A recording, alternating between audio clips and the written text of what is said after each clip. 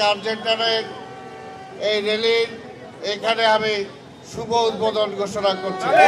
আজকের এই র্যালিতে আর্জেন্টিনার সমর্থকরা এখানে উপস্থিত হয়েছেন। আমি আশা করব যে আজকের এই র্যালি শান্তিপূর্ণভাবে হবে এবং আর্জেন্টিনার দর্শকরা সমর্থকরা অবশ্যই চাবেন যে এবারও তারা বিশ্ব ফুটবল জয়লাভ করুক, এটা তো তারা অবশ্যই চাবে। তবে প্রতিদ্বন্দ্বিতা হবে।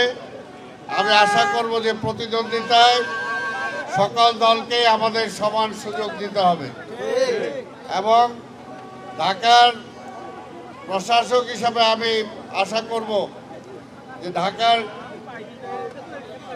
যারা দর্শক আছেন, ফুটবল দর্শক কে জিতলো সেটা বড় না, আমরা চাই ঢাকার ফুটবল যে দর্শকরা যে ফুটবল প্রেমিক সেটা অন্তত তারা রাস্তা এবং মাঠে ময়দানে তারা প্রমাণ দেবে।